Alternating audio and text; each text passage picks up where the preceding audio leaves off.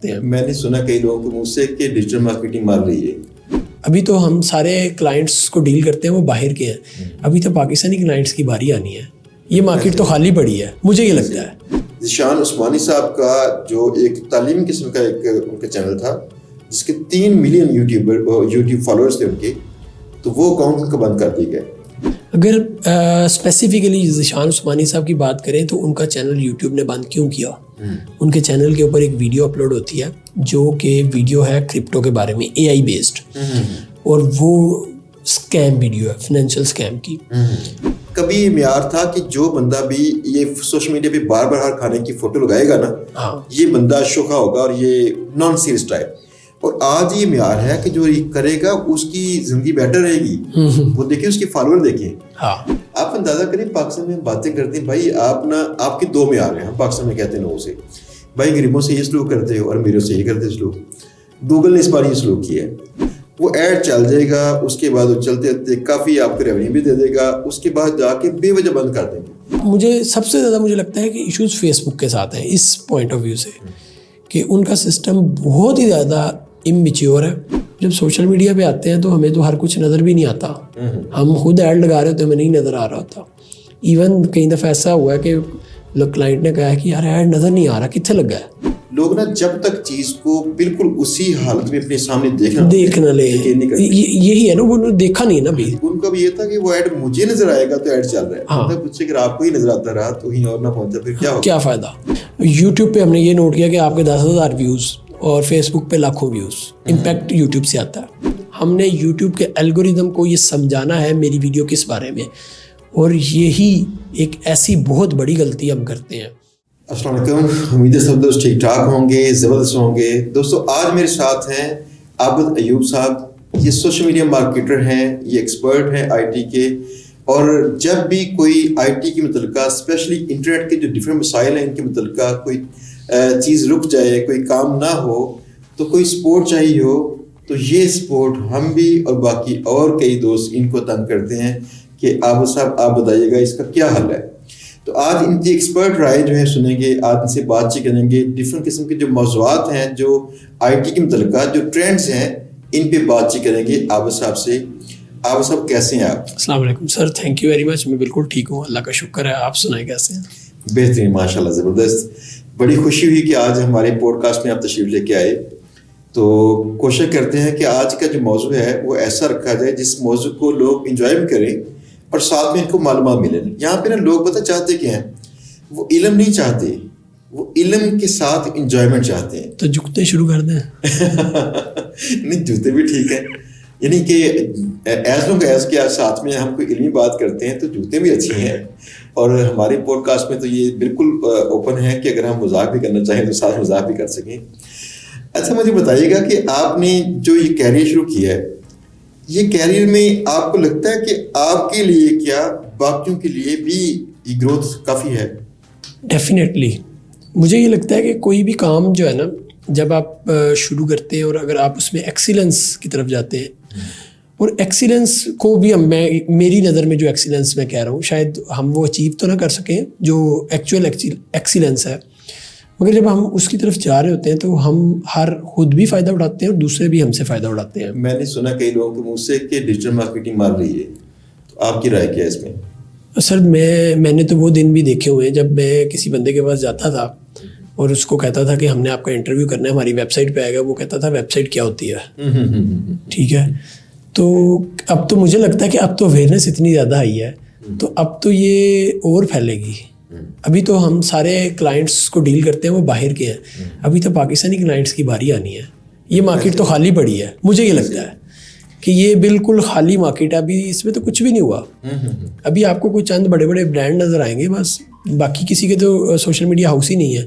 आप जितनी कंपनीज़ की लिस्ट बना के देख ले पाकिस्तान में, छोटी बड़ी से बड़ी, उनमें से चंद एक होंगी जिनके डेडिकेटेड सोशल मीडिया हाउस है या डेडिकेटेड टीम बैठी हुई है।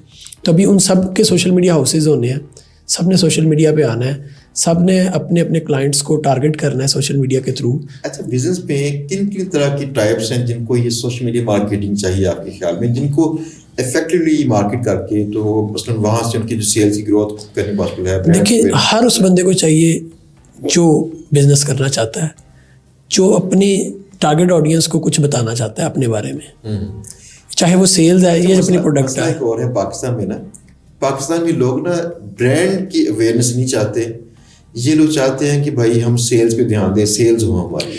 देखिए, दो तरह के बिजनेसेस मैंने देखे हैं सोशल मीडिया पे चल रहे हैं और दोनों ही अच्छा काम करते हैं। कुछ लोग आते हैं वो अपना ब्रांड बिल्ड करने की कोशिश करते हैं और वो ब्रांड बिल्ड करते हैं और उसमें भी वो भी अच्छा कमाते हैं, नो डाउट। देखिए, इन द एंड अगर हम बात करें तो ऑब्जेक्टिव तो ये है ना कि हम कमा क्या रहे हैं, तो वो अच्छा कमाते हैं।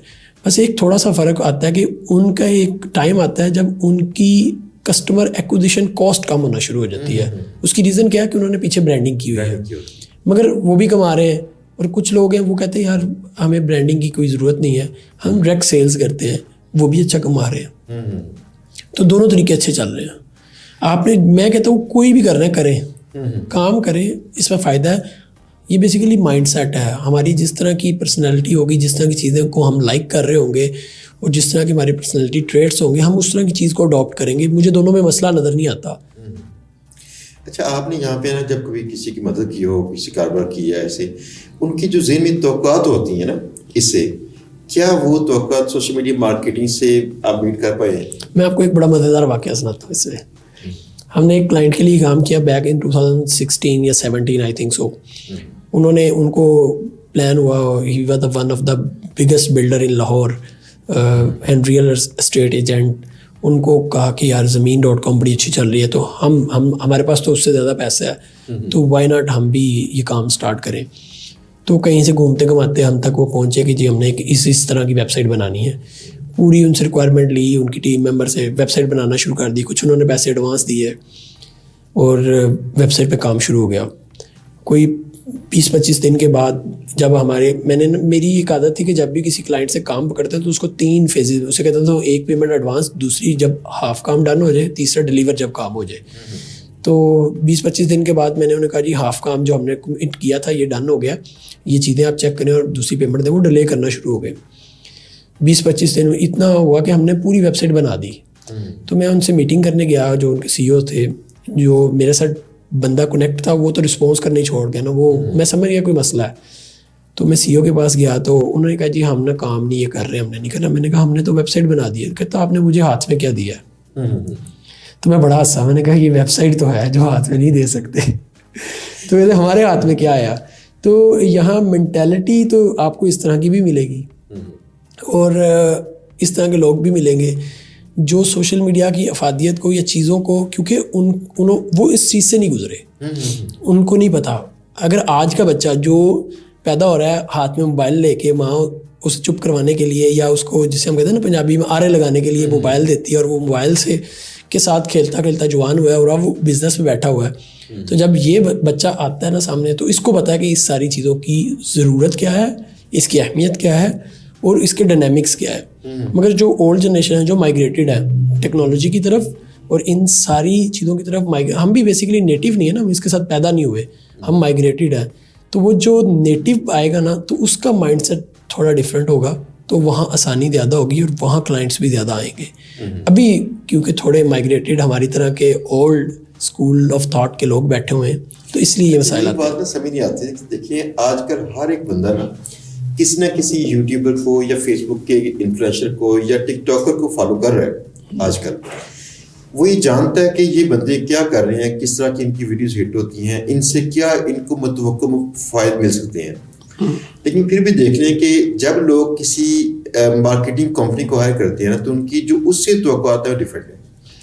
यानी वो ये नहीं समझते कि शुरू में जो है ना इसकी क्या KPIs डिफाइन करनी पड़ेगी और आहिस्ता आहिस्ता सेल्स तक जब हमें पहुंचना तो कैसे पहुंचना। देखिए इसमें ना थोड़ा सा हमें कन्वेंशनल मीडिया को देखना पड़ेगा। कन्वेंशनल मीडिया की उनके साथ उनकी जो एक साइंस है या जो उनकी रिक्वायरमेंट है या उनकी जो उससे तवक्कुआत है ना, वो उनकी बिल्ड हो चुकी हुई हैं। उन्हें बताया कि हमने अखबार में ऐड देना है, बस देना है। उन्होंने देख लेना कितनी कॉल्स आएंगी हैं। उनको बताया कि इस तरह के अखबार में देंगे इतनी कॉल्स आएंगी और ये होगा, TV चैनल पे जाना है तो ये होगा।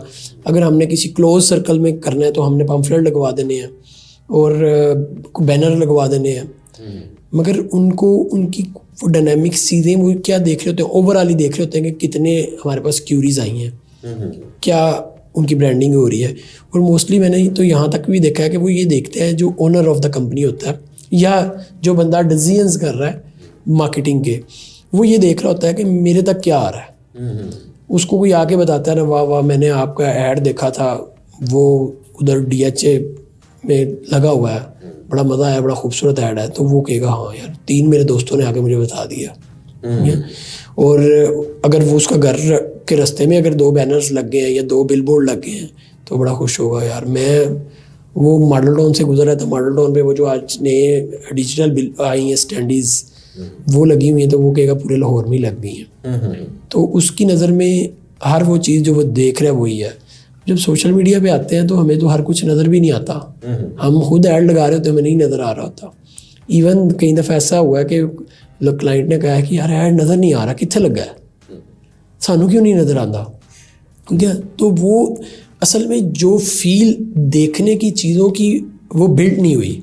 इनको भी ये नहीं पता कि इसकी डायनेमिक्स चीज़ क्या है, इसमें रीच है, इम्प्रेशंस हैं, इसमें क्लिक्स हैं, इसमें आपके वीडियो व्यूज़ हैं। मसला ना एक और भी है कि देखिए कोरोना वायरस आया ना, हमारी आधी से ज़्यादा आबादी समझती थी ये सब कुछ बकवास है। हाँ, लोग ना जब तक चीज़ को बिल्कुल उसी हालत में अपने सामने देखना ले, यही है ना, वो देखा नहीं ना भी। उनका भी ये था कि वो ऐड मुझे नजर आएगा तो ऐड चल रहा है। हाँ। मतलब पूछे अगर आपको ही नजर आता रहा तो कहीं और ना पहुंचा फिर क्या फ़ायदा।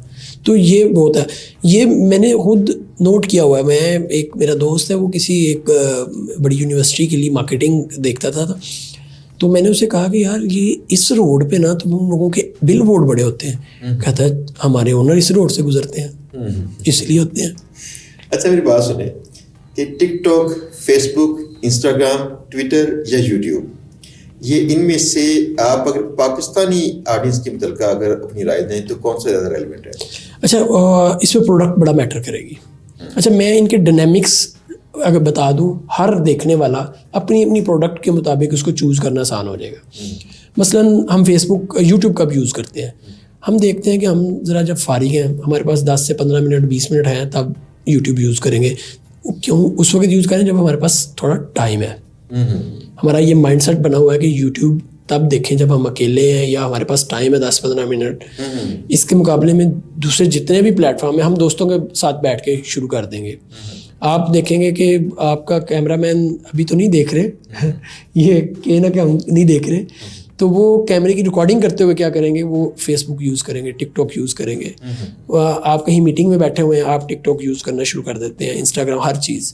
तो सबसे बड़ा मुझे जो इम्पैक्ट लगता है वो यूट्यूब का यही है कि वहाँ यूज़र तब आता है जब उसके पास एम्पल ऑफ टाइम होता है, वो वीडियो देखने आता है। अच्छा, और उसमें एक मैं इसको कंप्लीट कर दूँ, उस वजह से क्या है कि इसका जो इम्पैक्ट पड़ेगा वो बाकी सारे प्लेटफॉर्म से ज़्यादा है। यूट्यूब पे हमने ये नोट किया कि आपके 10,000 व्यूज़ और फेसबुक पे लाखों व्यूज़, इम्पैक्ट यूट्यूब से आता है। इवन दो मैंने कई क्लाइंट्स के लिए काम किया तो उधर भी देखा कि उनकी जो प्रोडक्ट की वीडियो ऑर्गेनिकली, मैं ऐड की बात नहीं कर रहा, ऑर्गेनिकली यूट्यूब पे व्यूज़ ज़्यादा हुए तो उनको लोगों की क्यूरीज, उनको लोगों से फीडबैक ज़्यादा मिला कंपैरेटिवली फेसबुक से। तो फेसबुक और ये दूसरे जितने भी प्लेटफॉर्म्स हैं, इन पे यूज़र की नेचर ये है कि वहाँ वो थोड़े टाइम के लिए आते हैं और मोस्टली वो दोस्तों के साथ बैठे होते हैं तब आते हैं और टाइम किल करने के लिए। और नो डाउट यूट्यूब पे भी मोस्टली वो अगर मूवी देखने या कुछ और करने के लिए हैं तो टाइम किल करने के लिए हैं, मगर वो टाइम उनके पास ज़्यादा है, वो फोकस ज़्यादा करेंगे, वो वीडियो ज़्यादा देर देखेंगे तो उनके माइंड में असर ज़्यादा पड़ेगा। अच्छा, एक और चीज़ है कि देखें, अगर फ़र्ज़ किए ब्रांड अवेयरनेस के लिए कोई कैंपेन चलानी हो, चाहे ऑर्गेनिक चाहे पेड मीडिया से, तो जैसे जहाँ पे लोग शॉर्ट वीडियोज़ देखते हैं मोस्टली, जैसे टिकटॉक है या फेसबुक है, उसकी ज़्यादा वीडियोज़ देखी जाती हैं पाकिस्तान में, स्पेशली ऑडियंस सबसे ज़्यादा टिकटॉक के पास है। तो वहाँ पे ना पे अगर ऐसा कंटेंट जाए तो ब्रांड अवेयरनेस की चांसेस ज़्यादा होते हैं। पता देखिए ना, अगर तो यूट्यूब में मोस्टली लॉन्ग फॉर्म वीडियोस लोग पसंद करते हैं, लोग उस पर सर्च करते हैं, वो सर्चेबल है।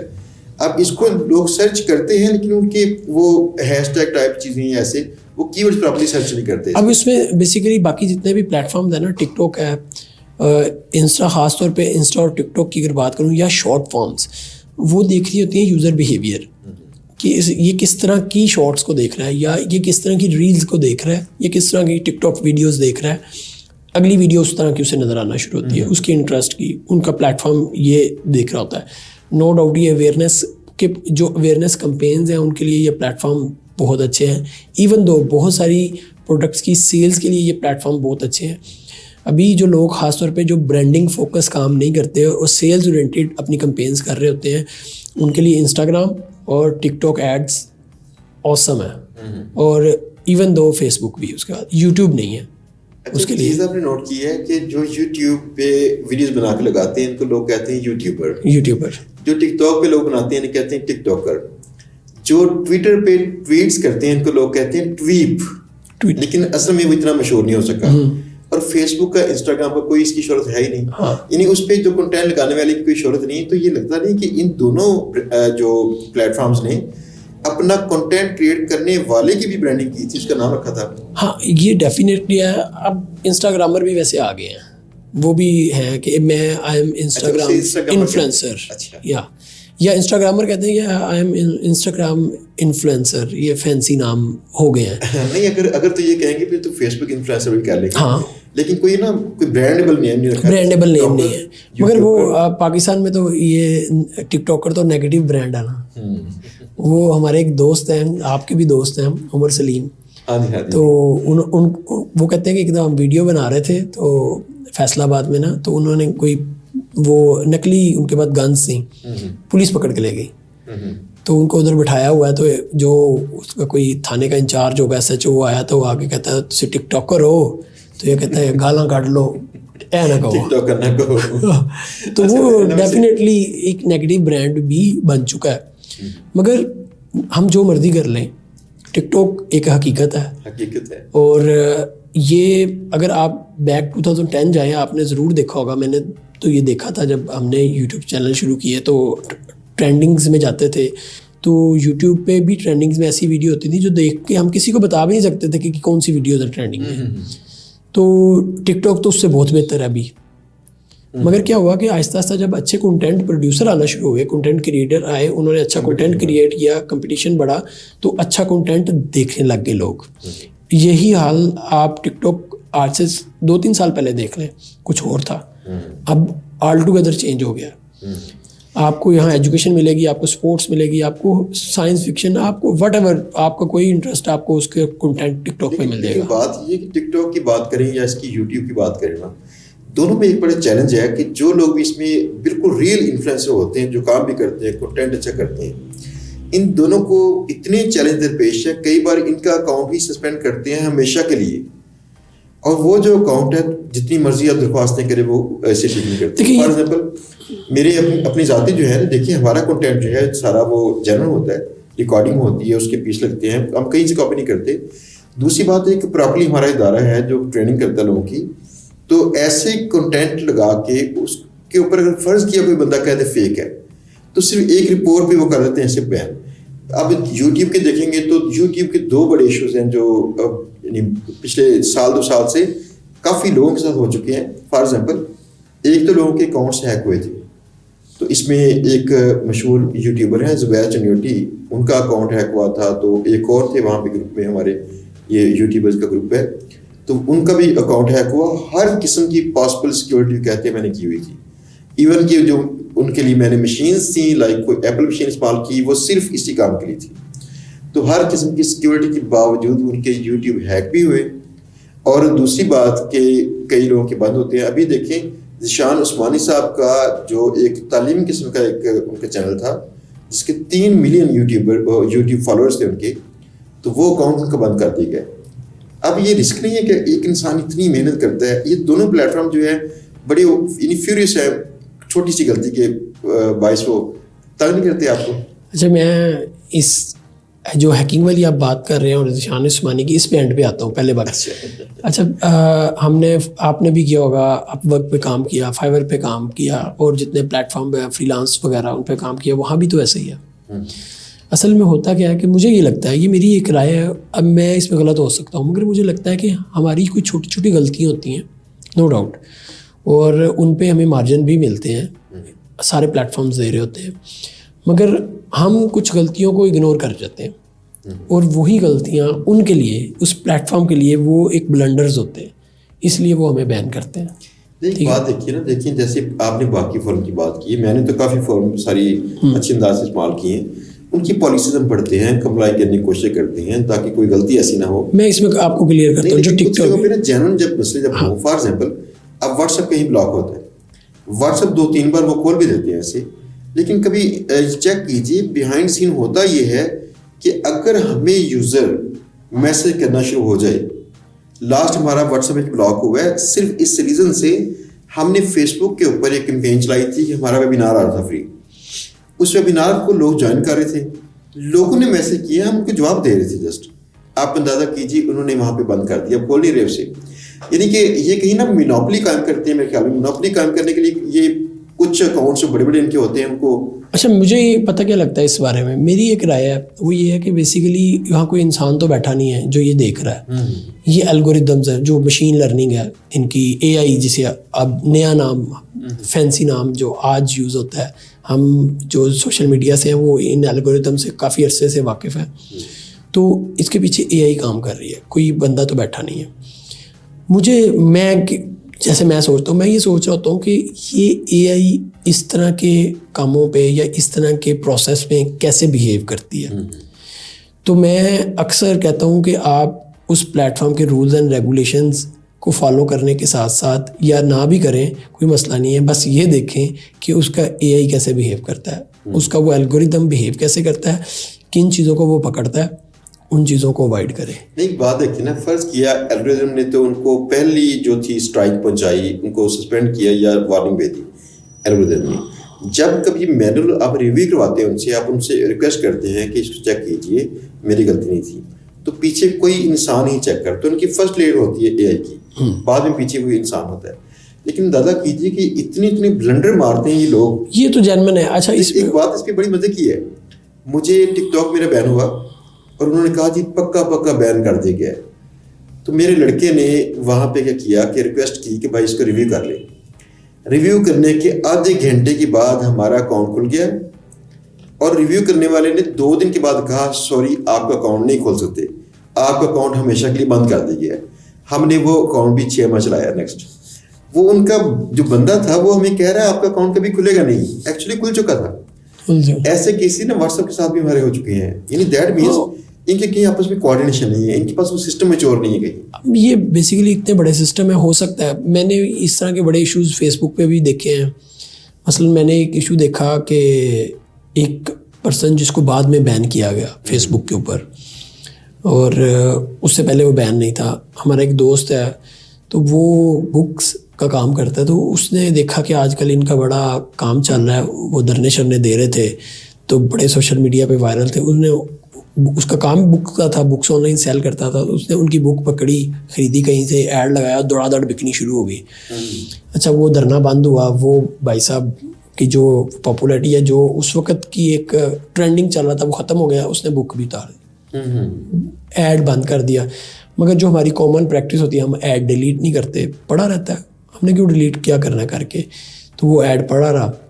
उसके बाद वो टेबल टर्न हुआ और वो बैन हो गए। जब वो बैन हुए तो उनका वो ऐड अकाउंट को फेसबुक ने ईमेल भेजी कि आपको 1 माह के लिए सस्पेंड कर रहे हैं कि आप एक बैंड ऑर्गेनाइजेशन की किताब बेच रहे हैं। तो उसने बड़ी अपील की, उसने कहा मैं तो अब बेच ही नहीं रहा, when I was selling he is not ban. मगर उन्होंने कहा कोई बात नहीं, 1 माह की है तो बर्दाश्त कर लो। स्पोर्ट ने कहा, फेसबुक स्पोर्ट ऑन थी उनके पास, और 1 माह बाद ऐड अकाउंट ओपन हो गया, फिर काम चलता गया। फिर उसने कोई ऐड नहीं आया, मगर अल्लाह के बंदे ने फिर ऐड डिलीट ना किया, याद नहीं रहा। अब क्या हुआ, कुछ 6-7 माह के बाद उसके उस पेज को जिसके ऊपर वो सेलिंग कर रहा था, मेन जहाँ से वो अर्निंग करता था, उस पेज पे एडवर्टाइजिंग बैन कर दी। तो उसने पहले खुद स्पोर्ट पे बात की, फिर एक दिन मुझे कहा यार मेरा अकाउंट लॉगिन करके इनसे चैट करो, ज़रा बात करो। तो बात की तो वो कहते जी यू आर राइट, आप ठीक कह रहे हैं, आप बिल्कुल ठीक कह रहे हैं, मगर हम कुछ नहीं कर सकते। हमने इंटरनल टीम को कह दिया है, और मेरे ख्याल में 2 से 3 साल हो चुके हुए इस केस को। अभी तक वो जब भी उनसे बात करें तो ये कहते हैं इंटरनल टीम को रिक्वेस्ट कर दी है। अच्छा, ये जो आपकी बात है बिल्कुल ठीक है। ये मेरे साथ हुआ था 2012 में मेरे गूगल एडवर्ड्स अकाउंट के साथ। अंदाज़ा कीजिए, इससे पहले मैं एक प्रमोशन चला रहा था जो कोई स्पाई फोन टाइप की ऐप थी, एक फ़ोन की ऐप। तो इससे पहले अलर्ट थी, मैंने उसकी कैंपेन चलाई, उससे मैंने पैसे कमाए। पैसे कमा के उसके बाद मैंने उसको सस्पेंड कर दिया, बंद कर दिया, पॉज कर दिया। अब उसके बाद कहीं इनकी पॉलिसी चेंज हुई जिसमें वो स्पाई फोन की ऐप्स उन्होंने कर दी, मना कर दी। तो मेरी वो जो एक बंद कैंपेन थी उसकी बुनियाद पर 10 साल के लिए मेरा अकाउंट बैन किया गया। मैंने जितने अकाउंट्स बनाए मेरा बंद कर दिया गया। अब दोबारा मेरा अकाउंट खुला है आज से 2 साल पहले। मैं उसे इस्तेमाल कर रहा था कुछ डिफरेंट किस्म की मार्केटिंग के लिए, और रिसेंटली मेरा इन्होंने दोबारा से बंद किया अकाउंट। और उस पर भी एक ऐसा था कि मैंने उसमें कोई चीज़ नहीं ऐसी की। हम जस्ट ये कर रहे हैं कि जो अपने कोई कंटेंट था हमारे इदारे के मुतल्लिका, इसकी प्रमोशन जारी थी, कहते हैं ये हमारी टॉज के खिलाफ है, और ये 6 माह से ऐड चल रहा था। अंदाजा करें, ऐसे ही है। इसमें होता ही है कि जब इनके पास से ऐड की रिव्यू का एक प्रोसीजर मौजूद है, ये आपका ऐड रिव्यू किए बगैर चलाते नहीं है। तो उस वक्त किसी इंसान को शायद उसकी आंखें शायद बंद हो सकती, उसको नजर नहीं आया कि मसला इसमें क्या था। वो ऐड चल जाएगा, उसके बाद वो चलते चलते काफ़ी आपको रेवेन्यू भी दे देगा, उसके बाद जाके बेवजह बंद कर देंगे। दूसरी एक और चीज़ बड़ी मज़े की है ना, मज़े की चीज़ ये है कि भाई ऐड चल रहे आपके पास, आप लोगों के अकाउंट बंद करने की निस्बत ये क्यों नहीं कर लेते कि उनका सिर्फ वो ऐड बंद कर दो, वो चलाने की कोशिश करें, ऐड चलने ना दो। नहीं देखिए, इसमें ना बेसिकली मुझे ये लगता है, अच्छा ये जेन्युइन इशू वाकई बहुत बड़ा है और हम इसको बहुत फेस करते हैं। हम भी क्या जितने भी मार्केटर वाले हैं वो कर रहे हैं। कभी आपका अकाउंट वेरिफिकेशन में है, कभी ये है। अब तो फिर थोड़ी सिचुएशन बेहतर होगी जब फेसबुक ने नई वेरिफिकेशन शुरू की, या ख़ास तौर पे वो जब इन्होंने वो लेके आए ना इसमें पॉलिटिकल एड्स का दिखाने के लिए, जो आपको शायद पता होगा था, कैम्ब्रिज एनालिटिका इशू हुआ इसकी कैंपेन के साथ, ट्रंप की कैंपेन। उसके बाद तो उस वक्त यकदम ऐड अकाउंट की ना बैंड बजनी शुरू हो गई। हम बड़े इस पे इश्यूज आते थे, पता ही नहीं चलता था कि किस वजह से बंद हुआ। रिक्वेस्ट करते थे, चैट पे बात करनी, फिर ऑन कर देना, फिर अगले दिन बंद। ऐड अकाउंट एजुकेशनल एड्स को ये कह के बंद कर देना कि ये बड़े ही पॉलिसी की वायलेशन कर रहे हैं, और ये जो अकाउंट्स हैं ये सेहत के लिए कुछ, इसे करके मुझे याद आ रहा है कि वो ऐड, मैंने चैट पे बात की, मैंने कहा यार ये क्या, ये देखो ये कौन सा अकाउंट है जी, किस चीज़ का अकाउंट है। मैंने कहा ये एक एजुकेशनल वेबसाइट है, उसका ऐड है, उस पर हमने क्या बेचना है ऐसा जो कि सेहत के लिए नुकसानदेह हो। सारे ऐड रिव्यू करवाए, एक एक करके उसने रिव्यू किए स्पोर्ट में। और उस वक्त मुझे इवन एक स्पोर्ट मैनेजर भी मिला हुआ था, जो मेरा मैनेजर था, जो मंथली मेरे साथ कोऑर्डिनेट करता था मेरे मसाइल को सुनने के लिए। उसके साथ मैं बात कर रहा हूँ, वो कहता है यार आप तो बिल्कुल ठीक कह रहे हो, आपके ऐड में तो कोई इशू नहीं है। तो मैंने कहा अभी ऐड अकाउंट खोल दो भाई। तो वो ये हुआ कि अगली दफ़ा उसकी कॉल आना बंद हो गई, ऐड नहीं खोला। मगर फिर 1-2 दफ़ा दोबारा मैंने स्पोर्ट में बात की, फिर ऐड अकाउंट चल गया। तो वो कुछ समझ नहीं आती। हाँ, मुझे सबसे ज़्यादा मुझे लगता है कि इश्यूज़ फेसबुक के साथ है इस पॉइंट ऑफ व्यू से, कि उनका सिस्टम बहुत ही ज़्यादा इमेच्योर है। उन्होंने ऑडियंस जिससे बनी होती है ना, तो उससे कहते हैं ठीक है, जिससे नहीं बनती उससे ख़राब कहता है। मेरी चूँकि ख़राब रही है इससे टिकटॉक से, तो मुझे फिलहाल महसूस हुआ कि सबसे ये चाइना का माल था, और चाइना के स्टाइल में इनकी सपोर्ट और बाकी सब कुछ। टिकटॉक यकीन करें इतने लोगों के अकाउंट बैन कर रही होती, जेन्युइन कंटेंट क्रिएटर्स। अच्छा, उसमें ना मेरा जो टिकटॉक पे एक्सपीरियंस है, एक दफ़ा हुआ ऐसे अकाउंट, उन्होंने कहा जी आपका अकाउंट डिसेबल कर दिया। और मैंने कहा क्यों कर दिया? इस वीडियो की वजह से। मैंने कहा ये वीडियो में क्या मसला है? अब वो अल्लाह का शुक्र है कि हमें एक मैनेजर मिले हुए हैं, आपसे भी मेरे वो कनेक्शन में हैं। मैंने उनको से रब्ता किया, मैंने कहा यार मैंने तो सपोर्ट पे भी बात की है। कहता अच्छा मैं देखता हूँ। तो वो 2 दिन बाद उन्होंने ऑन कर दिया। अच्छा, उनको नहीं समझ आई कि क्या इशू है, मगर मुझे समझ आ गई क्या इशू है। बेसिकली इशू क्या था कि ये भी अब उनका एल्गोरिदम है। असल चीज़ ये कि हमें एल्गोरिदम को समझना है। हम टिकटॉक की वीडियो के अंदर अपना नाम फ़ोन नंबर, ईमेल एड्रेस और इस तरह की चीज़ें नहीं दे सकते। अगर आप देंगे तो उनका एल्गोरिदम आपको बैन करना शुरू कर देगा, उस वीडियो की रीच कम कर देगा, कभी बैन कर देगा। यानी कि वो इसको प्रमोट नहीं करते, और वो इसको कहीं कहते भी नहीं है, यानी पब्लिकली कहते नहीं है कि ये इलीगल है या आप ये नहीं कर सकते। मगर हमने नोट किया कि ये होता है। आप किसी भी वीडियो के ऊपर नंबर लगा के देख लें, लोगो लगा के देख लें, वो आपकी रीच कम कर देगा उस वीडियो की, या उसी वीडियो की वजह से बैन करेगा आपको। तो मैंने क्या किया कि जैसे ही मुझे इस चीज़ की समझ आई, मैंने सारी वीडियोस जिनके ऊपर नंबर के लिखे हुए थे ना पुरानी, सारी डिलीट करवा दी। तो इस तरह के ना कुछ छोटे छोटे इश्यूज होते हैं जो शायद हम तक पहुंच नहीं पा रहे होते, ना ही इन्होंने कहीं मेंशन किए होते हैं, मगर इनका एल्गोरिदम उसको अटैक कर रहा होता है। ये इशू है असल में ना, इन्होंने बनाया होता है जिन। हाँ, वो जिन है इनका ना एल्गोरिथम का, जो एआई टाइप का, AI का। जैसे इनके पास है रैंक ब्रेन है हाँ। ये गूगल के पास, ये खुद लर्न करके इनके कंट्रोल से कुछ बाहर जाना शुरू हो जाता है। बिल्कुल ऐसे ही है। ये फिर कोड अपडेट भेजते हैं कि इसे थोड़ा सा मजीद ट्यून करें, भाई ऐसे नहीं ऐसे करो। हाँ, ऐसे करो। तो वो क्या कहते हैं, वो जैसे अभी थोड़े दिन पहले गूगल ने अपडेट किया है। गूगल ने हाजिरी की। वैसे आप अंदाजा करें, पाकिस्तान में हम बातें करते हैं भाई, आप ना आपके दो में आ रहे हैं, हम पाकिस्तान में कहते हैं लोगों से, भाई गरीबों से ये सलूक करते हो और अमीरों से ये करते हो सलूक। गूगल ने इस बार ये सलूक किया है। गूगल ने गरीबों की छोटी छोटी साइटें सारी उड़ा के रख दी हैं, डी इंडेक्स, यानी कि ऐसा भी नहीं कि डी रैंक की हों, डी इंडेक्स कर दिए उनको। और बड़े लोगों की वेबसाइटें जो है उनको क्या किया है, दो माह की वार्निंग दी है कि जी आप इसमें लो क्वालिटी कंटेंट को हटा लें, आपको वार्निंग है। तो उनको ऐसे बोला है, पता क्यों हुआ ये था, 2012 में ना पांडा अपडेट आई, और पांडा अपडेट ने तहस नहस कर दी सर्च इंजन की सारी दुनिया। जो वहाँ पे अमीर थी वो गरीब होना शुरू हो गई, यानी कि इतनी वो उनकी सेल्स मुतासर होगी, उनके पेजेस डी रैंक होना शुरू हो गए। इवन ये था, अगर कोई बंदा लिखता है ना कि फला कीवर्ड आगे CNN, तो वो ये चाहता है कि मैं CNN का वो आर्टिकल ढूंढ लूँ, क्योंकि इसमें लाखों पेजेस हैं, तो गूगल मुझे सर्च कर देगी। ऐसे के कीवर्ड्स के ऊपर भी CNN BBC की पेजेस नजर नहीं आ रही थी। इन्होंने कर दिया तगड़े से, इन्होंने कर दिया केस। इन्होंने कहा जी चाहे ये आपका प्लेटफॉर्म हो, लेकिन देखिए अगर लोग हमारे बारे में सर्च करते हैं, वो हमारे ही पास आना चाहते हैं, तुसी कौन होते हो किसी होरों के लेके आओ। वो केस इन्होंने किया विन। गूगल साहबा को उस टाइम से ना काफ़ी वो समझ आ गई। तो जंगल का कानून जो है ना, उसमें ये होता है, ताकत जो है वो जिसके पास है वो ठीक रहता है, जो मारा होगा खाया जाएगा वो। हमारे यहाँ पे ना सीन यही हुआ है कि पाकिस्तान तो बात हम सारे पाकिस्तान के खिलाफ बोलते रहते हैं, ऐसा नहीं है। बाहर भी ना ये देखें ज़रा कि बड़ी बड़ी कंपनियां ये काम कर रही होती हैं। ऐसे ही है, जेन्युइन है कि ये अगर एक आपने म्यार करना था, आप कंटेंट की म्यार पर कभी ऐसा करें हाँ कि आप जिन साइटों का कंटेंट भी लो क्वालिटी है, इनका कंटेंट वहाँ से डी इंडेक्स कर दें, बाकी रहने दें अच्छे वाला। असल में मुझे एक लगता है कि शायद क्वालिटी कंटेंट को जांचने का तरीका भी अभी कोई इनका ठीक नहीं है। वो किस तरीके से जांच रहे होते हैं कि यूज़र उस पेज के ऊपर कितनी देर स्टे कर रहा है। नहीं देखिए ना, क्वालिटी कंटेंट भी एक म्यार है ना। हाँ। म्यार की बात कर रहे हैं, ये म्यार ही अगर बदलते रहे, फर्ज किया अब कल ये म्यार था कि भाई हमें जो है टिकटॉक पे जो होगा शुखा होगा। कभी ये म्यार था कि जो बंदा भी ये सोशल मीडिया पे बार बार हर खाने की फोटो लगाएगा ना, हाँ। ये बंदा शुखा होगा और ये नॉन सीरियस टाइप। और आज ये म्यार है कि जो ये करेगा उसकी जिंदगी बेटर रहेगी।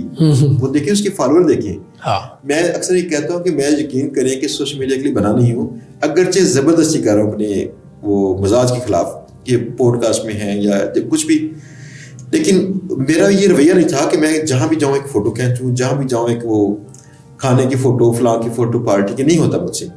तो मैंने यकीन करें ऐसे तमाम जो मेरे इर्द गिर्द बच्चे थे उनसे कहा कि भाई आप लोगों के मिजाज में ये चीज़ है, और आज का म्यार ये है, ये शोकापन, ये हीरोबंदी है, आप इसमें काम करो।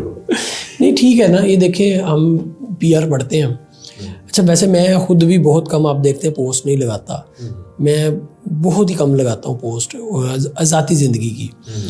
मगर हमने PR पढ़ी और उसका ना एक रूल हमें पढ़ाया जाता था, वो किताबों में तो नहीं कहीं पढ़ा, मगर हमारे टीचर कहा करते थे कि PR का एक रूल है पब्लिक रिलेशन का कि एक हाथ से काम करो, एक हाथ से ढोल बजाओ, और जब तुम काम नहीं कर रहे तो दोनों हाथ से ढोल बजाओ। तो ये अगर आप मार्केटर हैं तो फिर तो आप करें, यकीन माने फिर तो करना पड़ता है। और हम जिन क्लाइंट्स के लिए कर रहे हैं, मैं अपने लिए नहीं करता, मगर जिन क्लाइंट्स के लिए काम कर रहे होते हैं हम तो करते हैं, देखते हैं कि क्या क्या चीज़ें जो बिक सकती है। आपको क्या लगता है कि कौन से बड़े नाम है जो सोशल मीडिया मार्केटिंग में स्पेशली जिनका नाम हो, जो किसी बिजनेस को काफ़ी सपोर्ट कर सकते हो तेज़ी के साथ, उनकी ब्रांड के लिए, उनकी सेल्स के लिए? ये कौन से नाम है, कौन से ऐसे इन्फ्लुएंसर्स हैं जो ये काम कर सकते हैं? देखिए इसमें ना शहजाद भाई, मेरा एक्सपीरियंस थोड़ा सा ना डिफरेंट है, और मेरी राय शायद मैं ख्याल करता हूँ कि वो डिफरेंट है। मैं किसी का नाम नहीं लेता, मगर मैंने इस फील्ड में ये देखा है कि यहाँ वो जुमला बड़ा ही फिट आता है, राह पे जाने थे वहाँ पे जाने। ये हमने बंदे हायर किए, इंटरव्यू में उसने इतना अच्छा परफॉर्म किया और हमने कहा यार वाह कमाल है, बंदा तो कमाल है। मगर जब वो काम करना शुरू करता है तो वो कमाल जो है ना वो सवाल हो जाता है।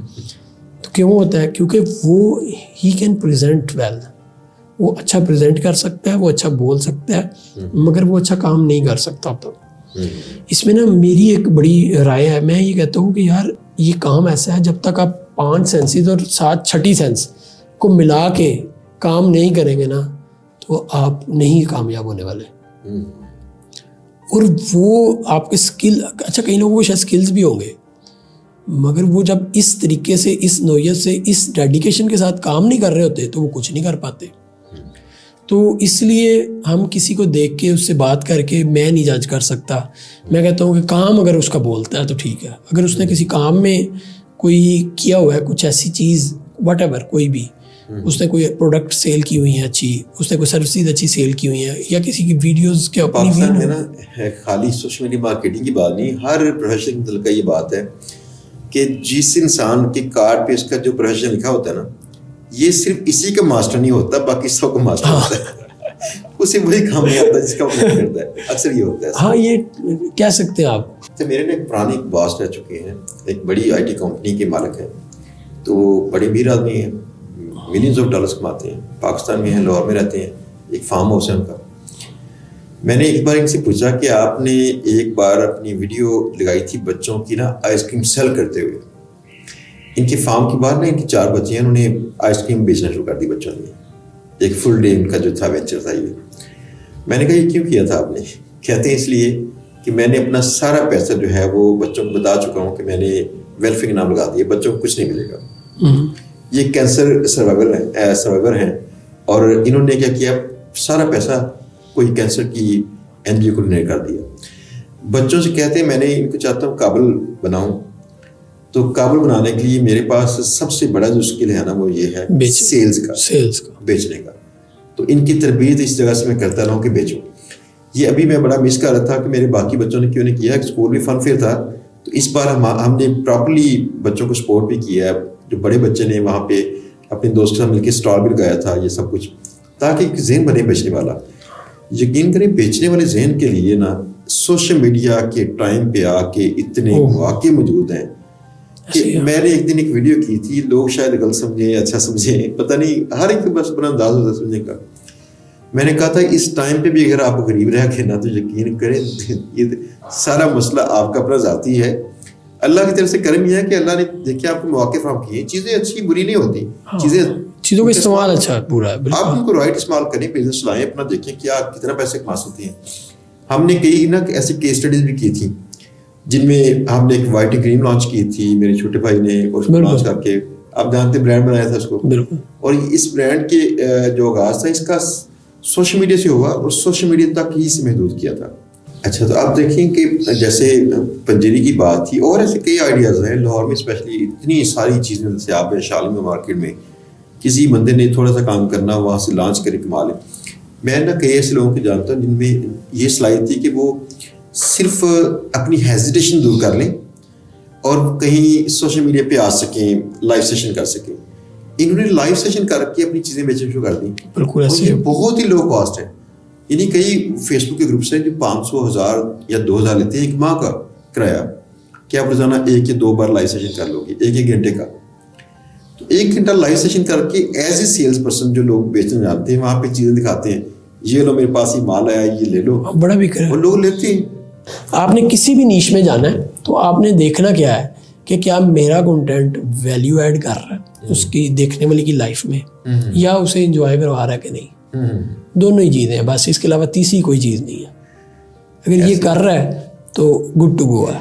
अच्छा, जोर ना हमें, अगर मुझे कई लोग कहते हैं कि मैं कैसे अपने चैनल को रैंक करूं, मैंने कहा खुदा के बंदे मैंने तो किया नहीं है ना, मैंने इसकी ऐसे की है ना कुछ और किया है, जस्ट फोकस किया था कंटेंट पे कि अगर आपको कंटेंट पे थोड़ी सी जान हो तो चल जाएगा। देखिए इसमें ना मैं 2 मिनट में कोशिश करता हूँ एक थ्योरी समझाने की, अगर किसी को समझ आ जाए तो मैं, यानी कि मुझे ये लगता है कि होपफुली वो कामयाब हो जाएगा। मगर मैं इसमें ये भी बता दूं कि मैंने भी बड़े चैनल ऐसे शुरू किए जो नहीं कामयाब हो सके, मुझे ये थ्योरी भी पता है, मगर असल चैलेंज जो है वो इसी थ्योरी में ही है। सबसे पहले आपने यूट्यूब की एक नीड को पकड़ना है। उसकी नीड क्या है?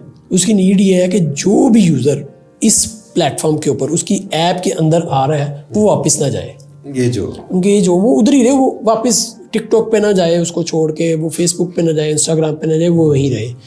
ये उसकी बुनियादी ज़रूरत है। अब उस ज़रूरत को पूरी करने के लिए वो क्या करता है, वो अब उन्होंने अपना एल्गोरिदम लिखा है कि जो भी बंदा मेरी ऐप के अंदर या वेबसाइट पे आया थ्रू ब्राउज़र या एप्लीकेशन आया, मैं उसकी ज़रूरत समझूं, वो क्यों आया, वो इस वक्त क्या देखना चाहता है, उसकी नीड क्या है, उसको इस वक्त मैं क्या कंटेंट दिखाऊं तो वो यही रहेगा, वो ये समझता है। और आपने नोट किया होगा जब भी आप यूट्यूब ओपन करेंगे आपको आपसे रिलेटेड ही वीडियोस नज़र आती है। कोई वीडियो सीधा सी कोई वीडियो ऐसी होगी जो आपके इंटरेस्ट की ना हो, बाकी सारी आपके इंटरेस्ट की होती हैं। तो उसने क्या किया, सबसे पहला काम आपने देखना है, एल्गोरिदम ने जो यूज़र आया उसकी नीड समझी है, उसकी नीड समझ के अपने बैंक में से उसको वो वाली वीडियो बस दिखाई है। अब यहाँ काम एल्गोरिदम का ख़त्म हो गया, आपका शुरू हो गया। आपने क्या काम करना है, आपने जब वीडियो अपलोड करनी है आपने उसके एल्गोरिदम को बताना है कि मेरी वीडियो किस बंदे को दिखाओ, मेरी वीडियो शहजाद साहब को दिखानी है कि नहीं दिखानी। अगर शहजाद साहब के इंटरेस्ट की है, सामने आ गई है तो गुड, अगर आपके इंटरेस्ट की नहीं है फिर भी सामने आ गई है तो रॉन्ग, मेरा सारा काम ख़राब हो गया। तो पहली ज़रूरत हमने यूट्यूब के एल्गोरिदम को ये समझाना है मेरी वीडियो किस बारे में, और यही एक ऐसी बहुत बड़ी गलती हम करते हैं। इसी में वो गलती कैसे करते हैं, मैं एक एग्जांपल के तो फॉर एग्जांपल मेरी वीडियो है डायबिटीज़ के बारे में, या मेरी वीडियो है जिसमें मैंने बात किया है सैमसंग एप्पल फ़ोन के बारे में, एप्पल 15 प्रो मैक्स की बात की है, नया आया, उसके फीचर्स, उसकी स्पेसिफिकेशन पे मैंने बात की है, उसकी पाकिस्तान में प्राइस पे बात की है, इन चीज़ों पे बात की है। मगर मैंने क्या किया, मैंने उसका कीवर्ड लिखते हुए या उसकी डिस्क्रिप्शन लिखते हुए एप्पल का 14 प्रो मैक्स का कीवर्ड भी डाल दिया, 13 प्रो भी डाल दिया, मैंने उसके 12 भी डाल दिया। अब यूट्यूब का एल्गोरिदम समझेगा कि ये एप्पल के हर ये 4, 5, 6 फ़ोनों के बारे में। अब वो क्या करेगा, वो सबको दिखाना शुरू कर देगा एप्पल के इंटरेस्ट की चीज़। इसकी बजाय अगर मैं सिर्फ आईफोन 15 प्रो मैक्स इसको फोकस करूं और हर जगह सिर्फ उसी का नाम लूं, अपनी वीडियो के अंदर भी उसी का नाम लूं, अपने टाइटल डिस्क्रिप्शन में भी उसी का नाम लूं, तो उसको ये समझ आएगी कि ये सिर्फ एक स्पेसिफिक चीज़ के बारे में। अब वो 4 इंटरेस्ट के लोगों को दिखाने की बजाय एक इंटरेस्ट के लोगों को दिखाएगा। इवन इससे क्या होगा कि थोड़ी तादाद कम हो जाएगी, मगर तादाद कम होने से क्या होगा, क्लिक ज़्यादा करेंगे लोग, क्लिक ज़्यादा करेंगे, वो ज़्यादा देर देखेंगे भी। तो यूट्यूब ने करना क्या होता है, वो आपके 2 चीज़ों को नोट कर रहा होता है, CTR थंबनेल के ऊपर क्लिक थ्रू रेट क्या है, और उसके बाद यूज़र कितनी देर वीडियो देखता रहा है। आपने CTR बढ़ाना है अपने थंबनेल को अच्छा करके, वीडियो कंटेंट अच्छा करना है कि वो ज़्यादा देर वीडियो देखे, और इसी से रिलेटेड है कि वो राइट बंदे को भी नज़र आए। अगर वो राइट बंदे को नज़र नहीं आएगा CTR कम हो जाएगा। फॉर एग्जांपल अगर वो बहुत सारे लोगों को नज़र आ गया, आपने उसमें आईफोन सैमसंग हाँ उन्होंने सैमसंग का कीवर्ड भी डाल दिया तो उसको भी नज़र आ गया, उन्होंने आईफोन को वो लाइक ही नहीं करते, वो नई वीडियो देख रहे हैं। तो वो क्या होगा, 100 बंदों को देख जाएगा, उसकी टाइमलाइन पे जाएगा, उसमें से 4-5 लोग या 50 लोग रिलेटेड होंगे, 4-5 क्लिक करेंगे, तो वो कहेगा यार 100 में से 3 लोगों ने क्लिक किया, 3% आ गई इसकी CTR। तो इसकी बजाय अगर वो सिर्फ 50 बंदों को जाए और या 25 बंदों को जाए, उसमें से कोई 8-9 बंदे क्लिक कर दें क्योंकि वो सारे ही रिलेटेड थे, तो वो कहेगा यार इसकी रेशो तो बड़ी अच्छी है, और लोगों को दिखाओ। नहीं, ये बात पता क्या है, ये सारी बातें माशाल्लाह आपकी ठीक हैं, ये इससे चैनल चल जाएगा। लोग ना मेहनत यहाँ पे इतनी करते हैं, कई ऐसी पार्टी जिन्होंने बड़ा पैसा खर्च किया है, उनकी सारी प्रोडक्शन टीम पे, उनके स्टूडियो पे, बाकी सब कुछ ऐसे, और किसी दिन अचानक यूट्यूब उनको बंद कर दे। कैसे? जैसे ज़ीशान उस्मानी साहब नहीं, देखिए उनका क्या हुआ, हाँ इसका ना हम बात कर लेते हैं, आगे भी हमने इसको ओपन छोड़ दिया था हैकिंग पे। अगर स्पेसिफिकली ज़ीशान उस्मानी साहब की बात करें तो उनका चैनल यूट्यूब ने बंद क्यों किया? उनके चैनल के ऊपर एक वीडियो अपलोड होती है जो कि वीडियो है क्रिप्टो के बारे में, AI बेस्ड, और वो स्कैम वीडियो है, फाइनेंशियल स्कैम की।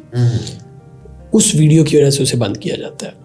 अब ज़ीशान उस्मानी साहब को पता नहीं चला, उनका चैनल हुआ हैक, हैक होने के बाद वो उनकी ही पोस्ट के नीचे लोगों ने उनको स्क्रीनशॉट दिए थे जो लोगों ने देखे थे, उसकी बेस पे मैं ये बात कर रहा हूँ। तो ये आगे भी बड़े लोगों के साथ हो चुका है। अब उन्होंने रिपोर्ट की, यूट्यूब को जो अपील की, तो उन्होंने कहा जी मेरे चैनल पे ऐसी कोई वीडियो नहीं है, मेरा चैनल वापस किया जाए। जब आप खुद सोचिएगा कि आप एक एप्लीकेशन के ओनर हैं और आप कहते हैं कि इस चैनल के ऊपर अगर किसी ने फाइनेंशियल क्राइम या स्कैम के से रिलेटेड कोई वीडियो अपलोड की, मैं फ़ौरन बैन कर दूंगा, पूछे बताए बगैर, बस नो मर्सी। आपने एक रूल बनाया हुआ है, आप किसी को बैन करते हैं और फिर वो आपको अपील करता है, कहता है जी मेरे चैनल पे तो इस तरह कोई वीडियो नहीं है। आप फिर उसके चैनल पे जाते हैं, देखते हैं वीडियो तो पड़ी हुई है, आप कहते हैं ये झूठ बोल रहा है, वीडियो पड़ी हुई है। नो, ठीक है। इसकी बजाय दूसरी एक और अपील है, आपको वो अपील करता है, कहता है जी मेरा चैनल इस दिन हैक हुआ था, ये देखें मेरे चैनल पे कभी भी इस तरह की वीडियोस अपलोड नहीं हुई, मैं तो एजुकेशनल चैनल चलाता हूँ, आप देखें ये जो वीडियो अपलोड हुई है ये हैकर ने की है। उस केस में आप क्या करेंगे, आप जाके देखेंगे, आप फिर स्टैट्स, आप मज़ीद इन्वेस्टिगेट करेंगे, आप कहेंगे अच्छा इसकी पुरानी वीडियोस कहाँ से अपलोड होती हैं, IP एड्रेस क्या है, मैक एड्रेस क्या है, सारे स्टैट्स तो आ रहे हैं उनके पास, वो उन स्टैट्स को वेरीफाई करेंगे और देखेंगे जो न्यू वीडियो जिसकी वजह से उसे बैन किया गया वो कहाँ से अपलोड हुई है। अच्छा, आप सबूत मिल गया, उन्होंने आपको ईमेल रिप्लाई करना है कि वी एग्री। नहीं, आप तो, में हिशाम साहब करवा सकते हैं अभी अपना जी, मैंने उनको हिशाम सरवर साहब को एक मैंने मैसेज किया था, वो उनके साथ शायद लिंक में थे, एक सिर्फ फॉर्म लिंक है और कहेंगे तो हम इस वीडियो की डिस्क्रिप्शन में भी वो फॉर्म का लिंक लगा देंगे। उस फॉर्म लिंक पे जाएं, फॉर्म फिल करें, गूगल को रिपोर्ट करें कि मेरा चैनल हैक हुआ था, ये वीडियो मैंने अपलोड नहीं की, बस तो वो हो जाता है। मेरे पास 2 केस है इस तरह के जो मैंने रिजॉल्व किए हैं और जो मेरे इल्म में है वो इससे भी ज़्यादा है। मसलन यासिर अराफात हमारे दोस्त हैं गुजरावाला से, उनका चैनल हैक हुआ, हैकर ने क्या किया, जिसने भी हैक किया उसने चाइल्ड पोर्नोग्राफी की वीडियो अपलोड की, उसका चैनल यूट्यूब ने फ़ौरन उड़ा दिया, वो भी उनकी रेड लाइन है, तो उड़ गया। बड़ी हमने कोशिश की, चैनल ईमेल वापस आई पहले, उसके बाद चैनल के लिए अप्लाई करें, कोई पता ना चले कैसे करें, करते करते हमें एक प्रोसेस पता चला, उस प्रोसेस के थ्रू हमने रिपोर्ट किया, रिपोर्ट करने के बाद उन्होंने हमें चैनल वापस कर दिया। उन्होंने इन्वेस्टिगेट किया, उन्होंने कहा जी हाँ ये इशू ठीक है। दूसरा कि उस मौजू पे जो इन्वेस्टिगेट करने वाली टीम है वहाँ तक पहुँचना वो, अच्छा देखें, जब आप कहेंगे कुछ तो वो हुआ, कुछ होगा तो वो तो सिर्फ उतना ही चेक करेंगे ना। दूसरा केस हमारे साथ ही हुआ, हमारा यूट्यूब चैनल हैक हुए रात को, एक दिन, आज से कोई 1.5 साल पहले की बात है। अच्छा, हमने यूज़र्स बनाए होते हैं, हम इसकी भी बात कर लेते हैं कि चैनल हैक क्यों होते हैं, हम उससे कैसे बच सकते हैं। तो मैंने चैनल तो वापस फ़ौरन ले लिया, मगर उसने भी उसके ऊपर हमारी वीडियो पे एलोन मस्क साहब बैठे थे, बेसिकली AI बेस्ड वीडियो थी और वो भी फाइनेंशियल स्कैम कर रहा था, कह रहा था इस जगह आके अभी इन्वेस्ट करें, अभी मैं आपको डबल करूँगा, इस तरह की बातें हो रही थी। यूट्यूब ने बैन कर दिया, एल्गोरिथम सना चैनल डिसेबल। अब मैंने रिपोर्ट किया, रिपोर्ट करने के बाद मैं बैठा नहीं हूँ, इंतज़ार में नहीं बैठा कि अब वो क्या करें। मैं ट्विटर पे गया, मैं ट्विटर पे जाके उनको मैसेज किया, ट्वीट की और बताया, सारा स्क्रीनशॉट्स लगाए और बताया कि भाई मैं ये नहीं करता। उन्होंने कहा जी आपको थोड़ी देर तक हमारे कोई मेंबर रब्ता करता है, और मेरे ख्याल में 2 से 3 घंटे में ईमेल आ गई और चैनल वापस हो गया। अच्छा। और उसकी रीज़न क्या थी? रीज़न ये थी कि जो उससे कुछ अर्सा पहले मैंने यासिर अराफात के साथ काम किया था, मैं इस प्रोसेस से गुजरा हुआ था, मुझे पता था कि इस तरह के केस में कैसे बिहेव करना है, कैसे रिपोर्ट करना है। तो वो रिपोर्टिंग की, वो ठीक होगी। इस तरह और भी लिंक में बड़े यूट्यूबर्स हैं, यही हमारे एक बड़े अच्छे दोस्त हैं फैसलाबाद से, तैमूर परदेसी, उन्होंने भी एक बड़ी अच्छी पोस्ट लिखी और दिशान उस्मानी साहब को टैग भी किया, सारा प्रोसेस उन्होंने भी गाइड किया प्रॉपर। तो प्रोसेस यही था।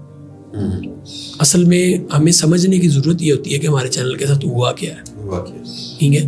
अमूमन चैनल्स यूट्यूब, गूगल का सिस्टम बहुत मैच्योर है कंपैरेटिवली टिकटॉक या फेसबुक की निस्बत, बहुत मैच्योर है। इवन दो हमें मसाइल का फिर भी सामना करना पड़ता है, क्योंकि पाकिस्तान में कोई इनका ऑफिस नहीं है और हम किसी से रब्ता नहीं कर सकते, कोई हमारी इन कम्युनिकेशन में नहीं है। इन कम्युनिकेशन में अगर हो तो हम रब्ता कर सकते हैं या वहाँ जाके बात कर सकते हैं और मसले को सॉल्व करवा सकते हैं। जब आपको चलता है तो आपको मिलते हैं साथ में कोई डेडिकेटेड टाइप मैनेजर? देखिए, वो डेडिकेटेड मैनेजर्स आपको बाद में मिलते हैं। अब यानी कि मेरे पास कुछ चैनल्स हैं, उनके ऊपर मुझे मिले हुए हैं मैनेजर्स, जिन पे एक अच्छी खासी व्यूवरशिप है।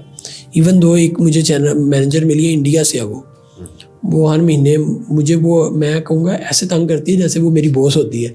मैंने आपको कहा था ये काम करें आपका चैनल अच्छा जाएगा, आपने अभी तक नहीं किया। फ़ोन करके फीडबैक लेगी, हाँ आपने कर दिया। लास्ट उसने मुझे कहा था कि चैनल पे ना कुछ दिन इंस्टेंट प्रीमियम करें।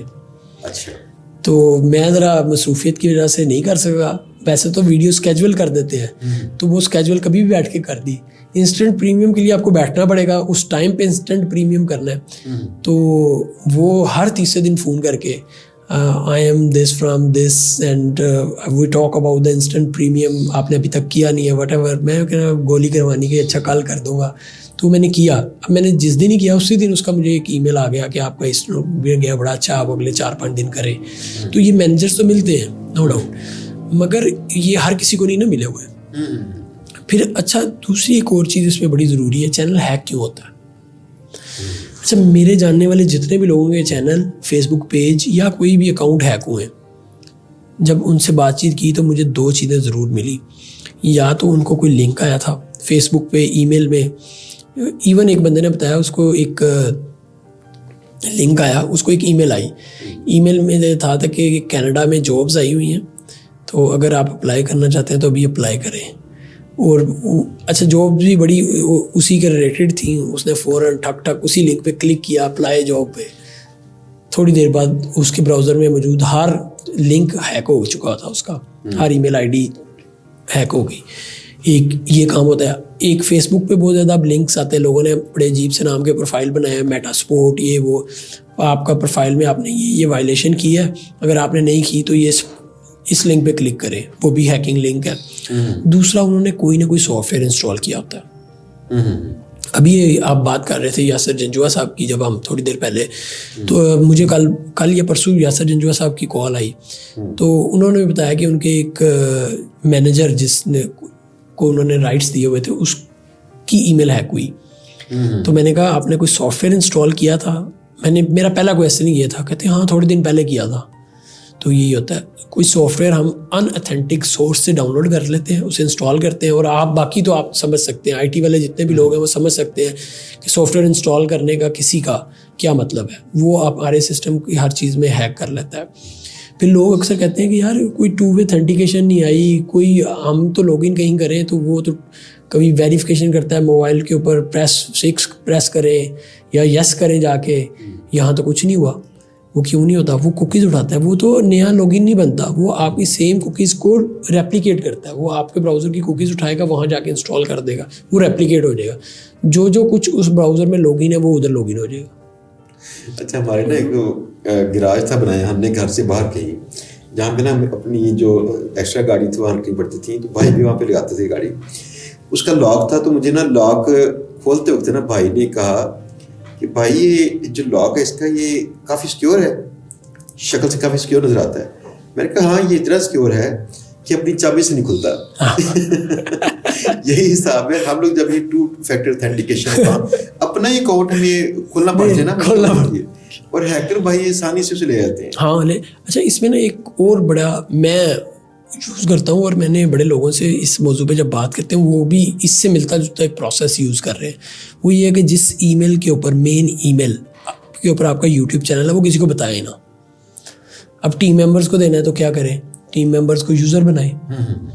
दूसरे नंबर पे कोशिश करें कि उनके सिस्टम्स में कोई इररेलेवेंट सॉफ्टवेयर्स, VPNs वगैरह इंस्टॉल ना करें, एक्सटेंशंस इंस्टॉल ना करें।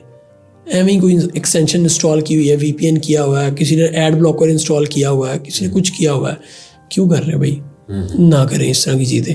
यही वो चीज़ें हैं जो आपको वो हैक करवाने में हेल्प करती हैं। उनकी पता नहीं है, वल्नरेबल हो जाते हैं।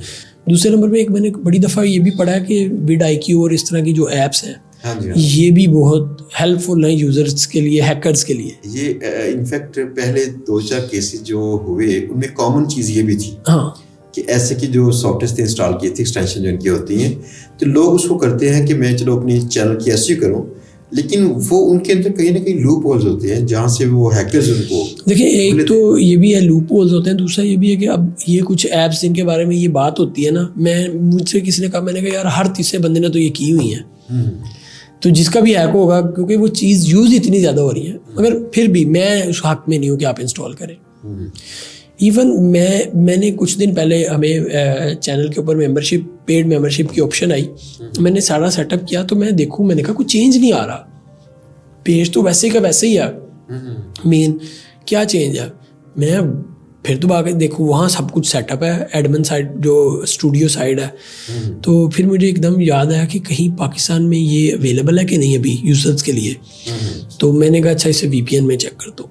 तो मैंने अपने सिस्टम में नहीं किया, हालांकि मैंने मैकबुक रखा, मगर फिर भी मैंने कोई VPN इंस्टॉल किया, ना ही करता हूँ कभी। मैंने एक और बंदे को भेजा, मैंने कहा सिस्टम में VPN है, कहता हाँ। मैंने कहा VPN ऑन कर, मैं आ रहा। तो मैं गया तो पहले कहता की देखना है मैंने कहा लिंक ओपन कर, कहता VPN ऑन करके भी YouTube ही खुलवानी है। मगर YouTube खोल के मैंने देखा, अपने सिस्टम पे नहीं देखा।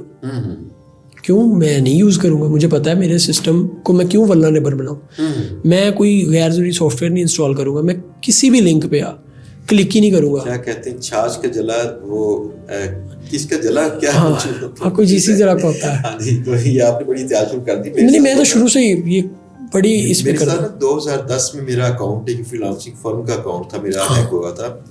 और हैक हो के ये विद इन फ्यू मिनट्स मेरे सारे पैसे ट्रांसफर कर लिए उन्होंने। तो मैंने अचानक, मुझे जब मेल पहुंची, वो कई बार ना थोड़ा सा लेट पहुंचती मेल आपके पास, कोई 5-10 मिनट, मेल पहुंची, देखा तो मेरा अकाउंट का सफाया हो चुका था। जो मैंने पैसे वहाँ कमाए थे, पड़े थे, सारे ले गया वो। फिर मैंने अपने ही पैसे लेने के लिए मुझे 40-50 दिन तक स्ट्रगल करनी पड़ी और काफ़ी वेरिफिकेशन प्रोसेस गुजरना पड़ा, सब कुछ। तो पैसे वापस मिले। उसके बाद से मैंने नोट किया कि मैंने किसी लिंक पे क्लिक नहीं करना। जो मेल्स आती है, मैंने ईमेल्स को नहीं खोलना जो जिन ईमेल से मुझे शक पड़ जाए कि ये मेल ऐसी नहीं है। अगर खोलना हो ना, एक फार्मूला है जो मैंने इसका वजह किया हुआ है।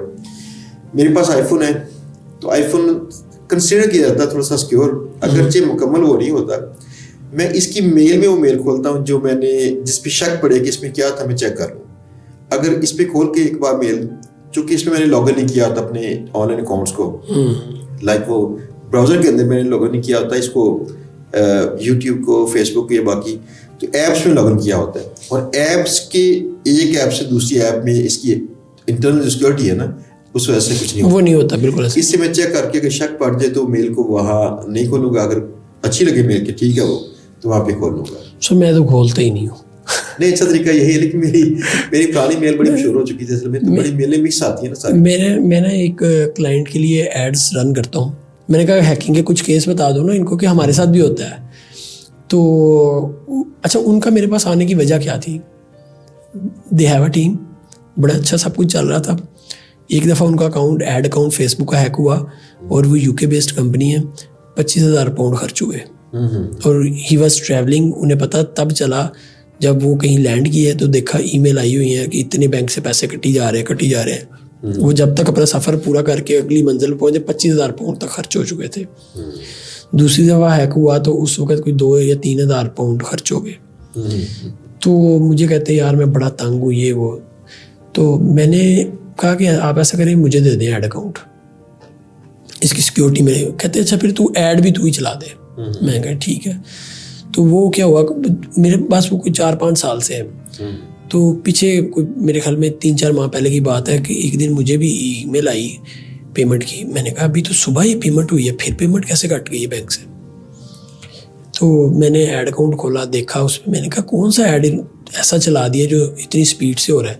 तो वो देखा एक, अच्छा उसने ना इतनी फनकारी लगाई जो भी, अच्छा ऐड अकाउंट में उनकी टीम में से बंदे भी थे, कोई घुसा ऐड अकाउंट के अंदर और उसने सेम नाम जो नीचे ऐड चले उसी नाम से एक और ऐड चलाया और उसमें एक दिन में $700 खर्च हो गया।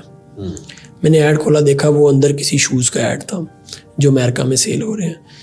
तो मैंने तो पहले चुप करके उसे डिसेबल किया, ऐड को डिसेबल करके मैंने सपोर्ट पे गया, मैंने बात की।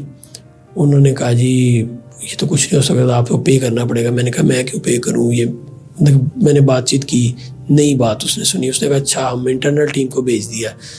तो फिर मुझे जो मैनेजर मिली हुई है मैंने उसको ईमेल की, वो सिंगापुर से शायद। तो अगले दिन उसने ना टाइम फिक्स किया ईमेल पे, कॉल पे बात करते हैं। कॉल पे बात हुई, मैंने उसे सारा अपना दिखाया। मैंने कहा मैंने कभी ऐड लगाना ही, मैंने इतने 4-5 साल पुराना ये ऐड अकाउंट चल रहा है, इस पर तो ऐड लगता ही नहीं इस तरह का। तो फिर उन्होंने वेरीफाई किया, जी बिल्कुल आपका ऐड अकाउंट हैक हुआ है। अच्छा, उनको भी नहीं पता था कि ये बंदा ऐड अकाउंट के अंदर घुसा कैसे है, और मैं खुद अभी तक परेशान हूँ वो घुसा कैसे है, मुझे भी नहीं पता कि वो ऐड अकाउंट के अंदर आया कहाँ से है। 2 लोग हैं, एक मैं और एक और वो जो ओनर है, या उनकी तरफ से आया या मेरी तरफ से, मगर पता नहीं चला क्योंकि सपोर्ट टीम को खुद भी नहीं पता। मगर ये हुआ कि 5 से 10 दिन की एफर्ट के बाद उन्होंने वो पैसे तो अकाउंट में रिफ्लेक्ट कर दिए, वापस कर दिए। मगर ये आप समझे कि जो चीज़ ऑनलाइन है ना, किसी वक्त कुछ भी हो सकता है। इम्पोर्टेंस क्या है कि आप उसके ऊपर बिहेव कैसे करते हैं, और आप कितनी डेडिकेशन से, और आप कितने अच्छे प्रॉब्लम सॉल्वर हैं। वैसे तो हम आईटी में काम करने वाले हर बंदा अगर प्रॉब्लम सॉल्वर ना हो तो वो काम नहीं कर सकता, ठीक है। वी हैव टू बी, हमारा माइंडसेट जो है ना वो प्रॉब्लम सॉल्विंग वाला होना चाहिए। और ये कहा जाता है कि दुनिया में 2 तरह के माइंडसेट पाए जाते हैं, एक मैनेजमेंट के लोग हैं जो मैनेजर्स होते हैं, दूसरा प्रॉब्लम सॉल्विंग। तो हम प्रॉब्लम सॉल्वर्स हैं, तो हमारे पास ये जो प्रॉब्लम आए तो हमें ये सीखना है, ये लर्न करना है कि हमने इस प्रॉब्लम को कैसे डील करना है, कोई भी इसका हल निकालना है, हल निकालना है, हमने अपने क्लाइंट को सोल्यूशन देना है। तो जो अगर जितना अच्छा सोल्यूशन देंगे तो वो उतनी ही अच्छे तरीके से हम इनको टैकल कर सकेंगे। नहीं दोस्तों, बहुत शुक्रिया आपका। उम्मीद है आपको आज का पॉडकास्ट पसंद आया होगा, जिसमें बेशुमार बातें थी हैकिंग के मुतल्लिका, सोशल मीडिया मार्केटिंग के मुतल्लिका, नया बिजनेस लॉन्च करने के मुतल्लिका। अगर आप लोग इससे लर्न करना चाहें तो इसे रिपीट करके चाहे देखिएगा, दोबारा से समझ अच्छी आती है।